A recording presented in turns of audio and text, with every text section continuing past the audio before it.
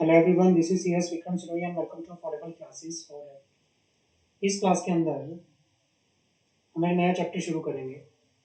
Setting up of business के अंदर we will start with a new chapter, law of welfare and working condition. हम एक law of welfare and working condition इसका एक chapter शुरू करेंगे। चैप्टर का नाम है the contract labour, the contract labour regulation and abolition act. Regulation and abolition act 1970। ये वाला चैप्टर हम इस क्लास के अंदर स्टार्ट करेंगे। कॉन्ट्रैक्ट लेबर क्या होता है? कॉन्ट्रैक्ट लेबर, कॉन्ट्रैक्टर क्या होता है? कंट्रोल्ड इंडस्ट्री क्या होता है?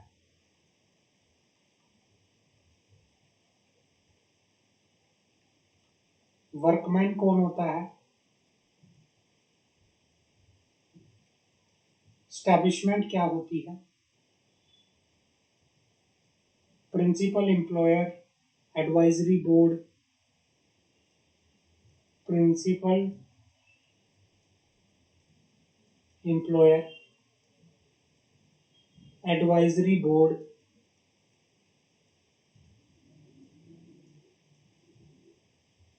Chief labour commission, chief labour commission and inspecting staff, inspecting staff. इन सब के बारे में हम इस चैप्टर के अंदर बात करें, आगे बात करते हैं।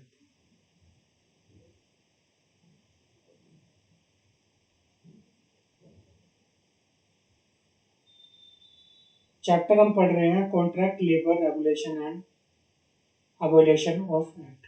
क्लियर है? अब बात करते हैं यहां से स्कोप। स्कोप का मतलब होता है applicability, applicability of contract labour, contract labour regulation and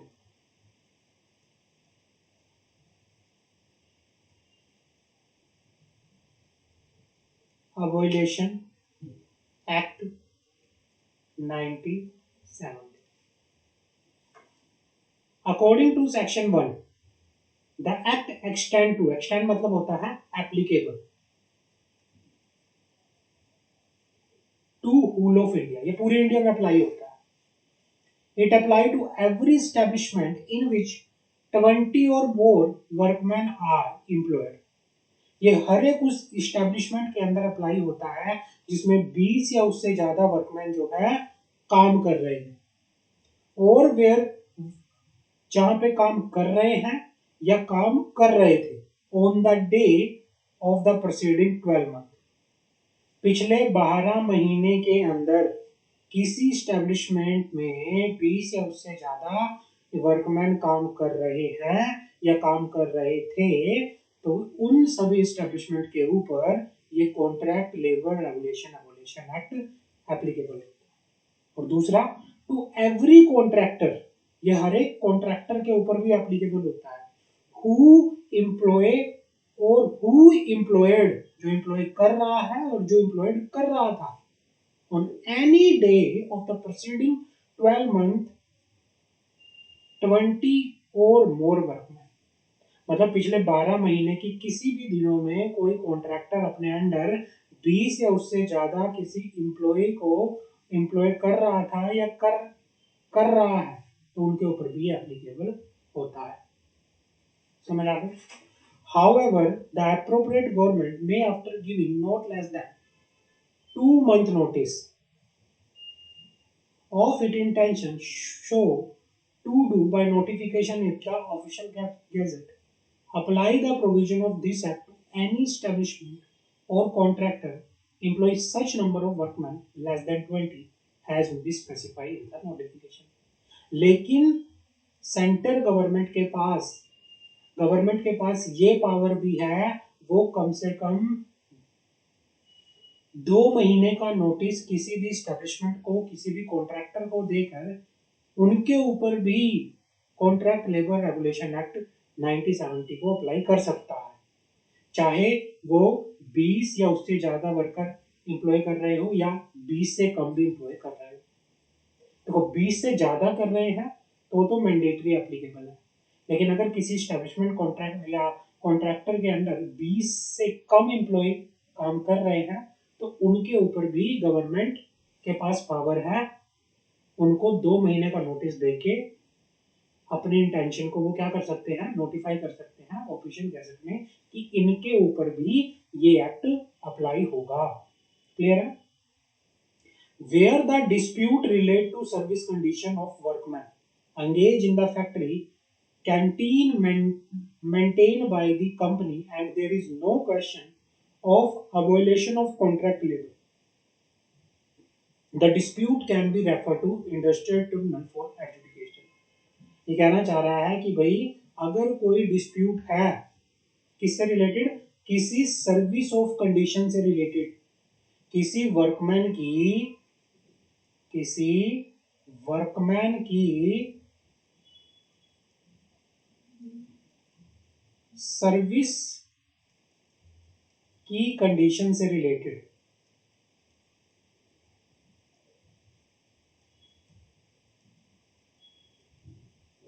अगर कोई डिस्प्यूट है वर्कमैन की सर्विस से रिलेटेड, अगर कोई डिस्प्यूट है और वो वर्कमैन फैक्ट्री की किसी कैंटीन के अंदर जिसको कंपनी ने बनवाया है उसमें काम कर रहा है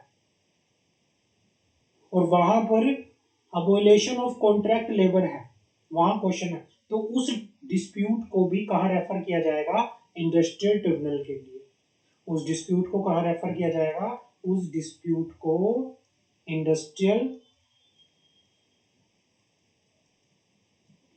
ट्रिब्यूनल के पास रेफर किया जाएगा। क्लियर है? According to section 1 subsection 5 of the act is not applicable to establishment in which work only for the intermittent or casual nature is performed। ये उन इस्टेब्लिशमेंट पर एप्लीकेबल नहीं होता जिन इस्टेब्लिशमेंट में कोई इंटरमिटेंट या फिर कोई कैजुअल नेचर का वर्क परफॉर्म किया जाता है।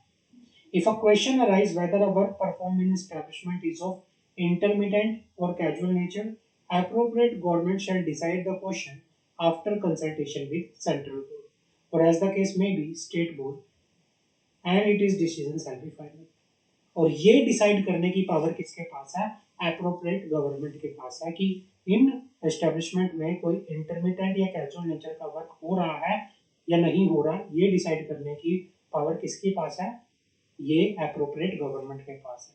वो सेंटर बोर्ड से या फिर स्टेट बोर्ड के साथ डिस्कशन करके, कंसल्टेशन करके अपना डिसीजन देगी और उनका डिसीजन फाइनल होगा। और जिन भी एस्टेब्लिशमेंट के अंदर कोई इंटरमिटेंट या कैजुअल नेचर का काम हो रहा है तो उन एस्टेब्लिशमेंट के ऊपर contract labour regulation and abolition act 1970 applicable नहीं होगा। क्लियर है? Explanation for the purpose of this subsection, work performed in establishment shall not be deemed to be intermittent nature if it is performed for less than 120 days in a preceding 12 months। पिछले 12 महीनों में अगर किसी establishment में 120 दिन से कम काम हुआ है तो वो इंटरमिटेंट नेचर का है या कोई सीजनल नेचर का काम है।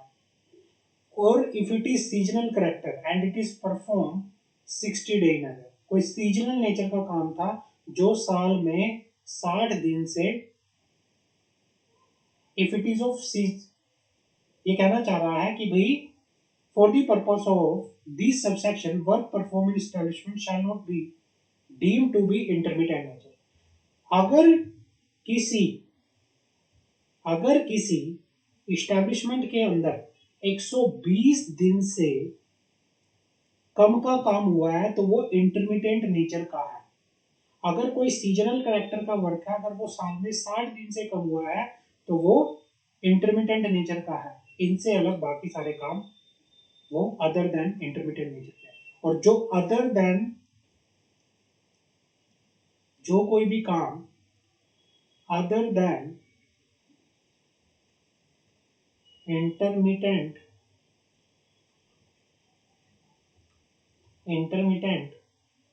और कैजुअल नेचर का है, उनके ऊपर contract labour regulation and regulation act applicable. Clear है? अब हमने कुछ पढ़ा इसमें। एप्रोप्रिएट गवर्नमेंट का मीनिंग क्या है? इस चैप्टर के अंदर एप्रोप्रिएट गवर्नमेंट का मीनिंग क्या है? अच्छा, ऑब्जेक्ट हमें पढ़ना था एक्ट का, एक बार ऑब्जेक्ट पढ़ लेते हैं ऊपर।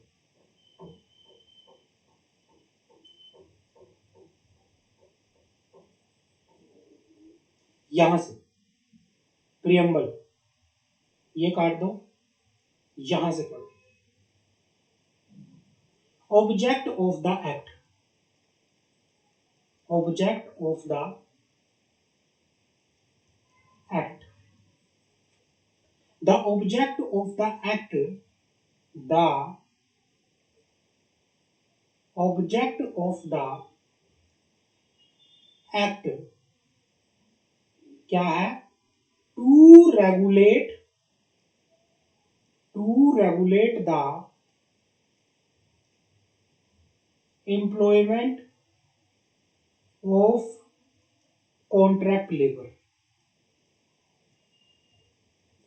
To regulate the employment of contract labour in certain establishment. मतलब ये कॉन्ट्रैक्ट लेबर जो होती है उनकी क्या करना? एम्प्लॉयमेंट को रेगुलेट करना। एंड टू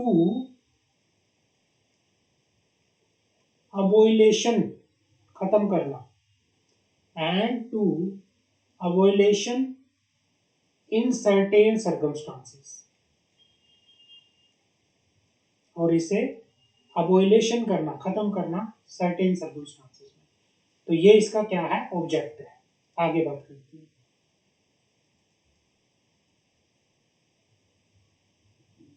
अब हमारे सामने आता है कॉन्ट्रैक्ट लेबर एक्ट के अंदर जो हमने ये बात करी, तो इसमें हमने एक वर्ड पढ़ा था, appropriate government, appropriate government.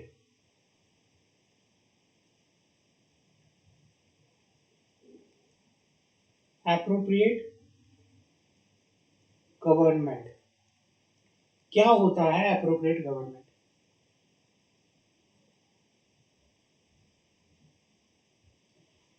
appropriate government meant in relation to establishment in which the appropriate government under the Industrial Dispute Act 1947 is central government। मतलब in relation to establishment in respect of which appropriate government under the, कि मतलब ये कहना चाह रहा है कि establishment से रिलेटेड अगर मैं बात करूं, in respect of which appropriate government, वो establishment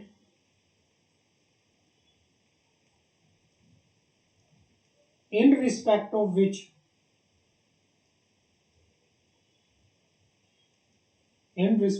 which the appropriate government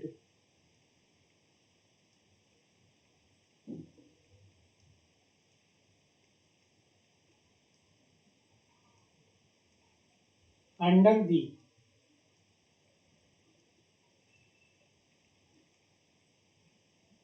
industrial dispute act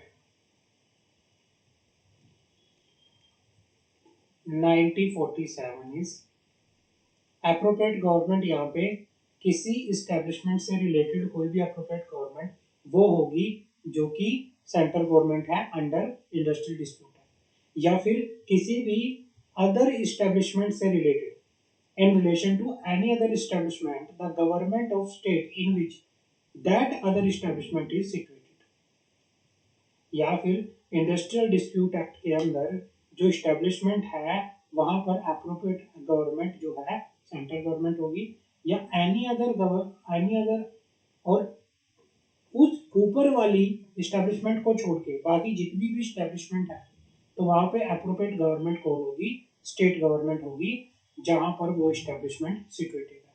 clear है? कॉन्ट्रैक्ट लेबर क्या होता है? A workman shall be deemed to be employed has contract labour or in connection with the work of an establishment when he is hired in or in connection with such work by or through contractor with or without the knowledge of principal employer। किसी भी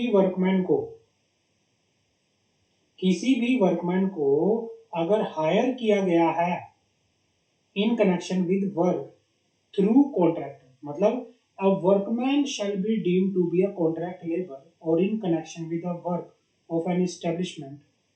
यहाँ पे क्या है? Contract labour का मतलब क्या होता है? कॉन्ट्रैक्ट लेबर का मतलब होता है कोई भी पर्सन, कोई भी वर्कमैन जिसको एम्प्लॉय किया गया है, एम्प्लॉय एज कॉन्ट्रैक्ट लेबर, या फिर इन connection with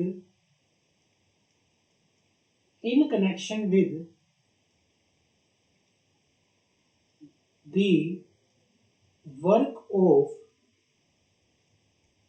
establishment when a workman is hired by the contractor without the knowledge या with the knowledge of principal, hired by the contractor। किसी इस्टेब्लिशमेंट में किसी काम से रिलेटेड अगर किसी वर्कमैन को हायर किया गया है कॉन्ट्रैक्टर के द्वारा या थ्रू कॉन्ट्रैक्टर, चाहे प्रिंसिपल एम्प्लॉयर को नॉलेज हो या प्रिंसिपल एम्प्लॉयर को नॉलेज ना हो, तो उसे कॉन्ट्रैक्ट लेबर कहते हैं, हायर्ड बाय कॉन्ट्रैक्टर। क्लियर है? Contract labour can be distinguished from employee in terms of employment relationship with the principal establishment and the method of wage payment। मतलब ये कहना चाह रहा है कि जो अपॉइंटमेंट होती है, जो टर्म ऑफ अपॉइंटमेंट होती है, जो टर्म ऑफ वेज होता है, वेज पेमेंट, वो परमानेंट एम्प्लॉय से अलग होती है एक कॉन्ट्रैक्ट लेबर की। A workman is deemed to be contract labor when he is hired in connection with the work or contract for service of employment by the contractor या through the contractor। They are indirect employee, इनको आप indirect employee भी कहते हो। Contract labor is neither born on payroll or muster rolls or wages paid directly to the employee। ये payroll पे नहीं होते, ये पेरोल पे नहीं होते, ना ही एम्प्लॉयर इनको डायरेक्टली वेजेस पे करती है। क्लियर है? आगे बात करते हैं। कॉन्ट्रैक्टर कौन होते हैं? Who is contractor? ये सारी डेफिनेशन इंपॉर्टेंट है, एग्जाम में आएंगी। Contractor in relation to establishment means a person who undertake to produce a given result for the establishment other than merely supply of goods or article of manufacture to such establishment through contract labor। ये कहना चाह रहा है contractor का मतलब क्या होता है कि who undertake to produce given result for establishment through the contract labor, जो इस कॉन्ट्रैक्ट लेबर के थ्रू क्या करता है? अंडरटेक करता है, to produce the given result for the establishment. Who supply contract labor for any work of the establishment, जो क्या करता है, सप्लाई करता है कॉन्ट्रैक्ट लेबर किसी एस्टेब्लिशमेंट की वर्क के लिए, इंक्लूड अ सब कॉन्ट्रैक्टर, इसमें सब कॉन्ट्रैक्टर भी आता है। आगे बात करते हैं। Contractor engage for section 2 clause 1 sub clause C cover construction of building. मतलब कॉन्ट्रैक्टर अगर कंस्ट्रक्शन ऑफ बिल्डिंग के अंदर एंगेज्ड है तो वो भी कॉन्ट्रैक्टर की डेफिनेशन में आता है। Section 2 clause 1 sub clause C, contractor is one who supply contract labour to establishment undertaking to produce a given result. He hire labour in connection with the work of establishment. मतलब contractor क्या होता है, contractor hire करता है labour in connection with the work of employment. Contractor is one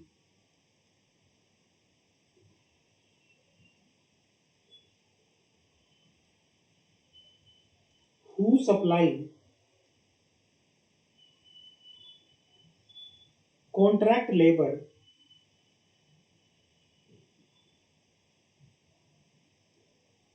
to an establishment undertaking to, जो undertake करता है, undertaking to produce given result for establishment. Clear है? तो ये दो काम जो है कॉन्ट्रैक्ट लेबर करती है। Sub contractor piece wager or contractor, sub contractor भी क्या होते हैं, कॉन्ट्रैक्टर होते हैं। कंट्रोलिंग इंडस्ट्री क्या होता है, बात करते हैं। What is the meaning of controlling industry? What is the meaning of controlling industry?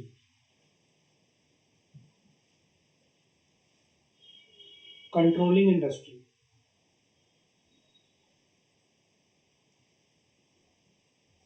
controlling industry means any industry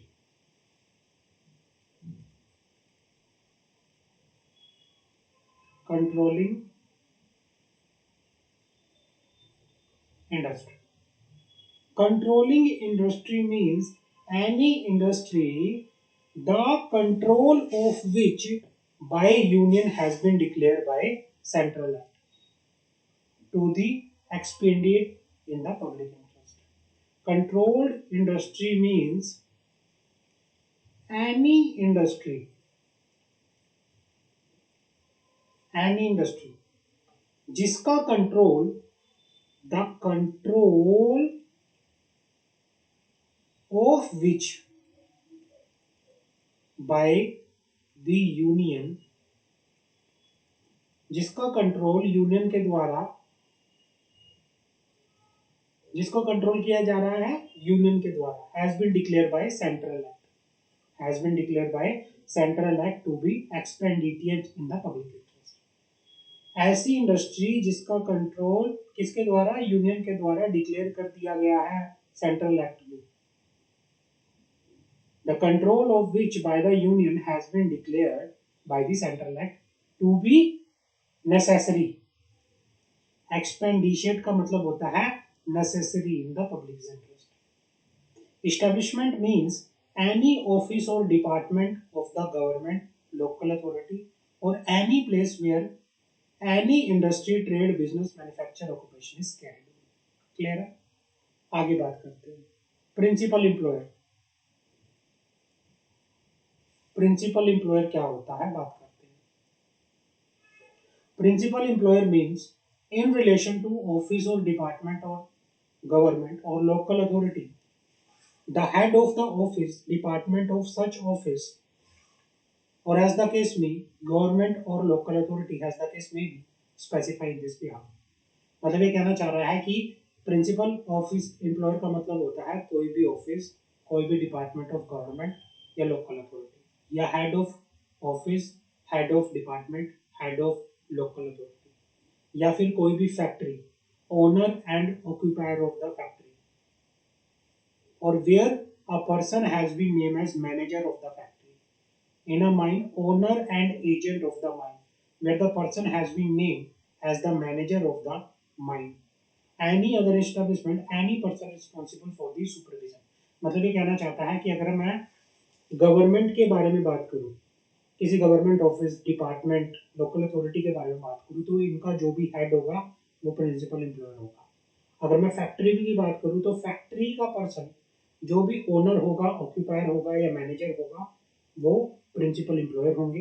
mines की बात की जाए तो माइंस के केस में कोई भी माइंस का ओनर होगा या एजेंट होगा या माइन का मैनेजर होगा या कोई अदर पर्सन जो कि रिस्पॉन्सिबल है उस इस्टेब्लिशमेंट के. किसी अदर इस्टेब्लिशमेंट की बात करें तो कोई भी अगर उस इस्टेब्लिशमेंट को किस पर्पस के लिए, कंट्रोल करने के लिए, सुपरवाइज करने के लिए, एस्टेब्लिशमेंट के लिए रिस्पॉन्सिबल है, तो वो सब इसके अंदर आएगा. क्लियर है, समझ आ गई.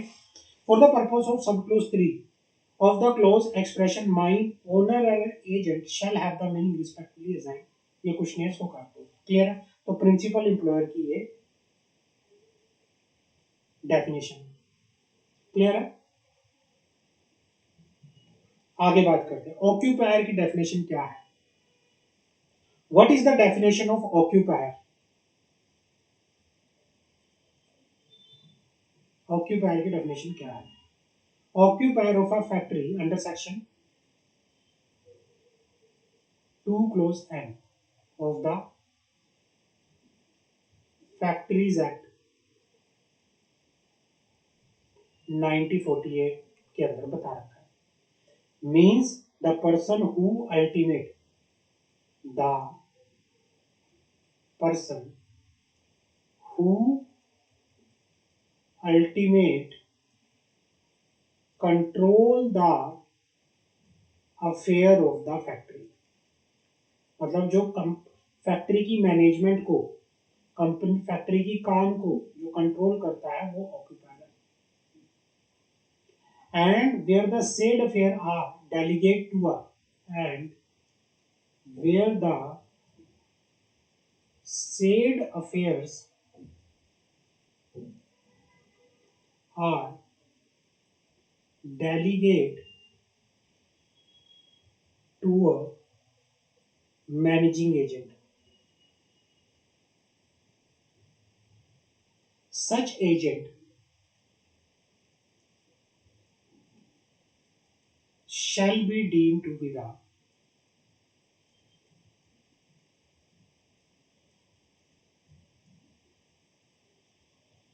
occupier of the factory. Occupier of the factory. Clear है. आगे आता है वेजिस. वेजिस क्या होती है? Wages shall have the meaning assigned to it in clause 6 of section 2 of payment of wages act. मतलब पेमेंट ऑफ वेजिस एक्ट के section 2 clause 6 के अंदर जो मीनिंग दे रखा है वही वेजिस का मीनिंग होता है. अब आता है वर्कमैन. वर्कमैन का मीनिंग क्या है? Workman means any person employ in और in connection with work of any establishment to do any skilled, semi skilled, unskilled, manual, supervisor, technical, clerical work for hire और रिवॉर्ड. ये कहना चाह रहा है कोई भी पर्सन जो काम कर रहा था या काम कर रहा है, कोई भी पर्सन जो एम्प्लॉयड है इन और in connection with any work in the establishment. Workman की डेफिनेशन क्या है? वर्कमैन की डेफिनेशन है कि any person employed in establishment or in connection with the work of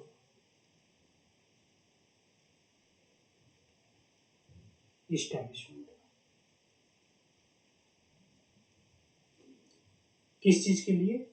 या तो किसी इस्टेब्लिशमेंट में या किसी इस्टेब्लिशमेंट से रिलेटेड कोई काम करने में, कोई पर्सन जब एम्प्लॉय किया जा रहा है टू डू किसी स्किल्ड काम को करने के लिए, किसी सेमी स्किल्ड काम को करने के लिए, किसी अनस्किल्ड काम को करने के लिए, किसी टेक्निकल काम को करने के लिए, सुपरवाइजरी काम को करने के लिए या क्लरिकल वर्क को काम करने के लिए हायर किया गया है,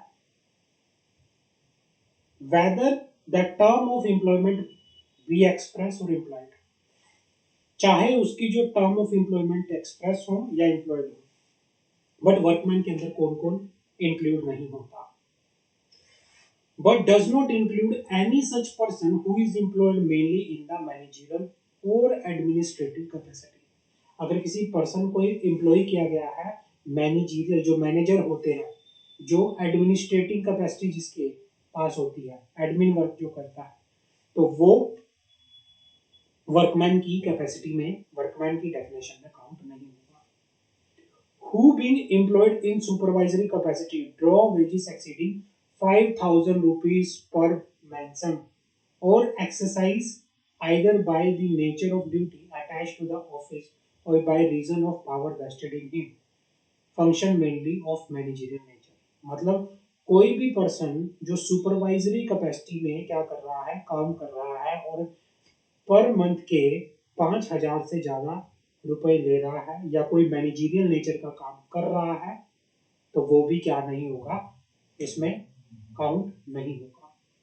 who is an out worker, जो कोई आउट वर्कर है, that is to say person to whom any article material are given out by और on behalf of the principal employer to made up, clean, wash, alter, ornamental, finish, repair, adapted या otherwise processed for sale for the purpose of trade or business of the principal employer।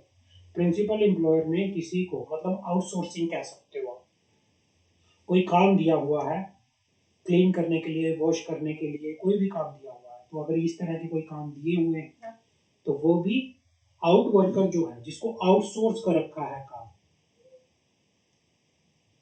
तो outsource अगर किसी person को काम किया है तो वो भी वर्कमैन की कैटेगरी में, वर्कमैन की डेफिनेशन में नहीं आएगा। क्लियर है? अब बात करते हैं एडवाइजरी बोर्ड। अब आता है हमारे सामने advisory board. The advisory board, central advisory board, the advisory board. तो सबसे पहले आता है central advisory board. Constitution of central board. In pursuance of provision of section 3, central government shall constitute a board. Central government क्या करेगी? एक board constitute करेगी जिसको central advisory contract labour board भी बोला जाएगा। That is to say central board. Function of the central board, the central board shall perform function of advising the central government in the matter arise out of administration of this act. मतलब इस act को, कौन से act को? Labour contract regulation and abolition act. इसको administration करने से related जो भी मैटर है, उन मैटर में एडवाइस सेंट्रल गवर्नमेंट को कौन करेगा? सेंट्रल बोर्ड करेगा। क्लियर है? कॉम्पोजिशन क्या है सेंट्रल बोर्ड का? सेंट्रल बोर्ड के अंदर कौन कौन होगा? सेंट्रल बोर्ड के अंदर एक चेयरमैन होगा जिसको अपॉइंट किया जाएगा, सेंट्रल गवर्नमेंट के द्वारा उसको अपॉइंट किया जाएगा। एक होगा labour chief labour commission ex officer, and such number of member not exceeding 70 but not less than 11। Maximum to maximum कितने मेंबर होंगे अदर मेंबर 17 और मिनिमम कितने होंगे 11। At the centre may nominate to represent the government, the railway, coal industry, mining industry, contractors, workmen, and any other interest which is opinion of the central government ought to be represented। मतलब जो ये members होंगे ये government की side से होंगे, railway की side से होंगे, कोल इंडस्ट्री की साइड से होंगे, माइनिंग की साइड से होंगे, कॉन्ट्रैक्टर होंगे, वर्कमैन होंगे, अलग अलग तरह से ये सब होके यहाँ पर चलेंगे। क्लियर है, समझ आ गई? आगे बात करते हैं। The number of person to be appointed and member from the each of the categories specified above, the term of office, other condition of service, the procedure to be followed in discharge of the function by and the manner of filling vacancy among the member of the central board shall be such as may be prescribed। इसके लिए properly क्या है rule में बता रखा है, समझ आ गया? Provided that the number of member nominated to represent the workmen shall not be less than the number of member nominated to present the principal employer and contract। मतलब जो नंबर ऑफ मेंबर है जो किसको represent करेंगे, represent करेंगे represent the, किसको represent करेंगे, workman को, वर्कमैन को, वो शैल not be less than the number of member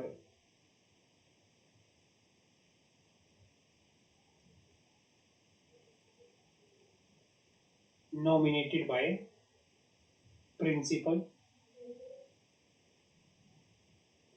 employer।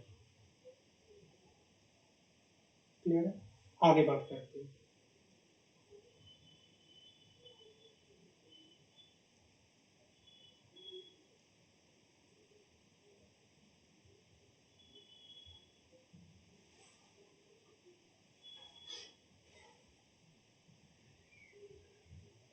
Number of member जो भी होंगे वो इस तरह से आपका होके यहाँ पर चलेगा।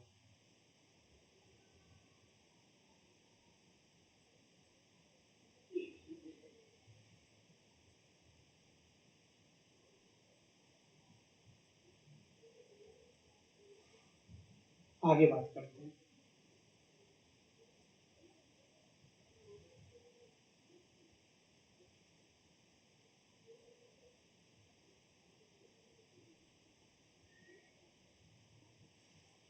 अब आता है स्टेट एडवाइजरी बोर्ड। अब हमारे पास आता है स्टेट एडवाइजरी बोर्ड। दूसरा हमारे पास आता है, जिस तरह से सेंट्रल बोर्ड होता है ऐसे ही स्टेट बोर्ड भी होता है, state advisory board.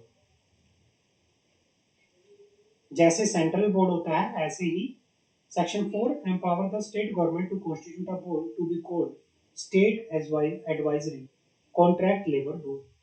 It is mandatory for the central government to constitute central board under section 3 of the act, while it is discretionary for the state government to constitute। मतलब to constitute state board, ये क्या है, it is the discretionary, it is the discretionary power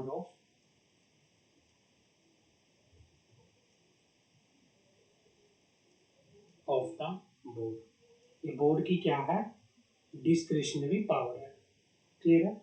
it is mandatory for the central government to constitute central board under section 3 of the act, while it is discretionary for the board to constitute the state board under section 4। Function of the state board, the state board is constituted to advise the state government on the matter arise out of administration of the act। Same to same वही पावर रहेंगी, same to same वही है। Clear है? तो आपको जिस तरह से सेंट्रल है ऐसे ही क्या है स्टेट है। क्लियर है? आगे बात करते हैं।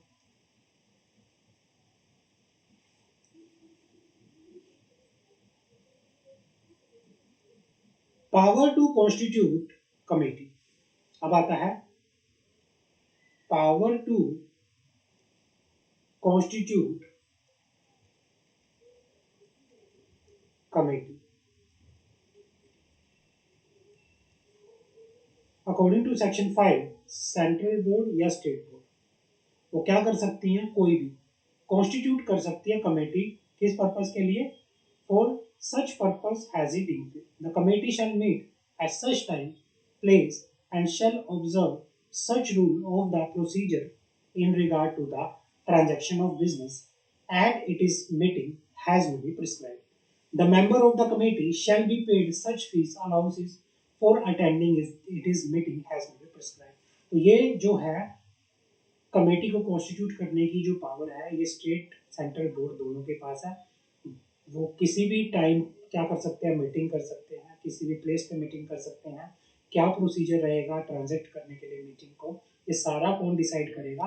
रूल्स के अंदर प्रिस्क्राइब किया जाएगा। The member of the committee shall be paid such fees shall be paid such allowances for attending it meet. ये सारा एज पर रूल्स पे किया जाएगा। आगे बात करते हैं।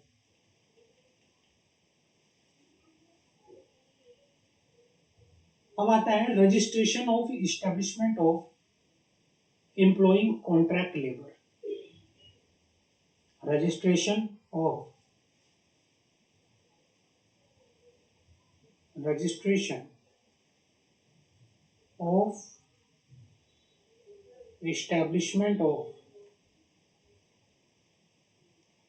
establishment employing contract labour. कोई भी इस्टेब्लिशमेंट अगर कॉन्ट्रैक्ट लेबर को एम्प्लॉय कर रही है ना, कोई भी इस्टेब्लिशमेंट अगर किसी कॉन्ट्रैक्ट लेबर को एम्प्लॉय कर रही है तो उनको क्या करवाना पड़ेगा? रजिस्ट्रेशन करवाना पड़ेगा। Appointment of registering officer according to section 6 the appropriate government may by notification in the official gazette appoint such person being gazetted officer of the government has it think fit to be registered officer for the purpose of this chapter। मतलब registration जो establishment registration कराएंगी तो किसके पास कराएंगी? Registering officer के पास कराएंगी और ये registering officer central government appoint करेगी। Clear है? इनके जो लिमिट होगी, जो इनके पावर्स होंगी वो सारी एक्ट के अंदर ये सारा गवर्नमेंट क्या करेगा? डिसाइड करके यहाँ पर चलेगा। Registration of certain establishment. Section 7 make it mandatory for every principal employer of the establishment to which act apply to make application to registering officer in the prescribed manner for registration of establishment। जितनी भी establishment के ऊपर ये act apply होता है उनके principal officer के लिए ये रिस्पॉन्सिबिलिटी है वो अपनी establishment को रजिस्टरिंग ऑफिसर के पास क्या करे? रजिस्टर करवाए। और उस पर्पस के लिए वो क्या करेंगे? एप्लीकेशन लगाएंगे। The appropriate government may by notification in the official gazette fix time period for making such application with respect to establishment generally or with respect to any class of them। It is provided that the registering officer may entertain any such application for registration after expiring of fixed period in this behalf। If it is registering officer is satisfied that the application was present, मतलब ये कहना चाह रहा है कि भाई जो application लगाई जाएगी कितने पीरियड के अंदर लगाई जाएगी वो सारे का सारा गवर्नमेंट डिसाइड करेगी। गवर्नमेंट ये भी डिसाइड करेगी, मतलब ये कहना चाह रहा है कि अगर कोई कंपनी कोई इस्टेब्लिशमेंट डिले हो जाती है within the time period to make application for registration, अगर इस्टेब्लिशमेंट के पास सफिशिएंट रीजन था to make it not to make establishment not to make application within the time period, तो फिर रजिस्टरिंग ऑफिसर उसकी एप्लीकेशन को after the expiry of period क्या कर सकती है? एंटरटेन कर सकती है, एक्सेप्ट कर सकती है। समझ आ गई? आगे बात करते हैं। Revocation of registration in certain cases, मतलब रजिस्ट्रिंग ऑफिसर के द्वारा किसी स्टैब्लिशमेंट को अगर रजिस्टर किया गया है तो उनके रजिस्ट्रेशन को कैंसिल भी किया जा सकता है, अगर रजिस्ट्रिंग ऑफिसर को ये पता चला कि एस्टैब्लिशमेंट ने कुछ मिस रिप्रेजेंटेशन करके, कुछ सप्रेशन ऑफ फैक्ट करके, कुछ मटेरियल फैक्ट को छुपाकर, है ना, या फिर बाय फ्रॉड क्या करवाया है, रजिस्ट्रेशन करवाया है, तो उसके रजिस्ट्रेशन को रिवोक भी किया जा सकता है। He can do, registering officer उसके रजिस्ट्रेशन को रिवोक करने से पहले क्या करेगी, उसको प्रिंसिपल ऑफिसर को एक अपॉर्चुनिटी ऑफ बीइंग हर्ड भी देगी और प्रीवियस अप्रूवल लेगी किसकी, एप्रोप्रिएट गवर्नमेंट। क्लियर है? Rule 90 prescribe the circumstances in which application for the registration may be rejected. अब किन किन सिचुएशन में रजिस्ट्रिंग ऑफिसर किसी एस्टेब्लिशमेंट के रजिस्ट्रेशन को कैंसिल कर सकता है। If application for registration is not complete, the registering official shall require the principal officer to amend the application so as to make it complete in all respect. If the principal employer, on being required by the registering officer to amend his application for registration, omit or fail to do so, the registering official shall reject the application for registration. और ये कहना चाह रहा है कि registering officer के कहने के बावजूद भी एप्लीकेशन को कंप्लीट नहीं किया गया, एप्लीकेशन को अमेंड नहीं किया गया प्रिंसिपल एम्प्लॉयर के द्वारा, तो रजिस्ट्रिंग ऑफिसर क्या करेगा, रजिस्ट्रिंग ऑफिसर एप्लीकेशन को रिजेक्ट करेगा। और जब एक बार अगर कोई, अब यहां पे आता है इफेक्ट ऑफ नॉन रजिस्ट्रेशन, अगर कोई एस्टैब्लिशमेंट रजिस्ट्रिंग ऑफिसर के पास रजिस्ट्रेशन नहीं कराती तो क्या होगा, बात करते हैं। According to the section 9, no principal employer of the establishment to which this act applies shall employ contract labor in establishment after the expiry of period under section 7 in case of establishment which is required to be registered under section 7 but which has not been registered within the time period for the purpose of under the section।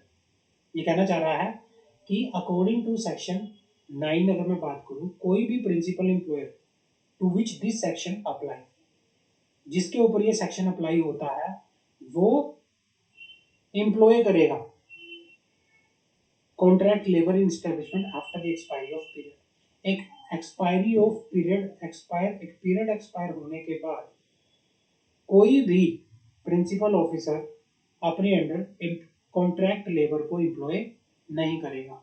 In case of establishment which is required under section 7, in case of establishment which is required to register under section 7 but which has not been registered within the time period for the purpose of under this section, मतलब जिनके ऊपर ये section applicable होता है, जिनको अपने आप को रजिस्ट्रेशन कराना पड़ता है रजिस्टर्ड ऑफिसर के पास, बट उन्होंने अपने आप को रजिस्टर नहीं कराया, तो वो अपने अंडर क्या नहीं करेंगे, कॉन्ट्रैक्ट लेबर को एम्प्लॉय नहीं करेंगे। क्लियर है?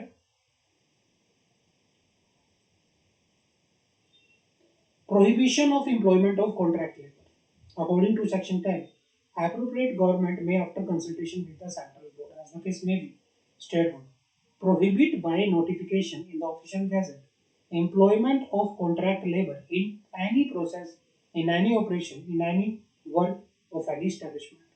Section 10 vests overriding power in the appropriate government irrespective of anything contained in that, कि भाई appropriate government के पास पावर है, appropriate government ये कह सकती है कि किसी भी काम में, किसी भी establishment में, किसी भी operation of work में किसी कॉन्ट्रैक्ट लेबर को काम एम्प्लॉय नहीं किया जाएगा।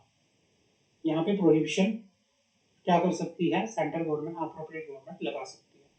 But before issuing such notification in relation to establishment, appropriate government shall have regard to the condition of work, benefit provided to the contract labor, that establishment and the other relevant facts such as, कि मतलब ये कहना चाह रहा है कि भाई जब भी इस तरह की कोई नोटिफिकेशन एप्रोप्रिएट गवर्नमेंट निकालेगी तो उसको निकालने से पहले वर्किंग कंडीशन ऑफ द, जो भी कंडीशन ऑफ वर्क है, जो भी कॉन्ट्रैक्ट लेबर को बेनिफिट दिए जा रहे हैं, उन सभी चीज़ों को या कुछ दूसरे फैक्टर, उन सभी चीज़ों को ध्यान में रखेगी।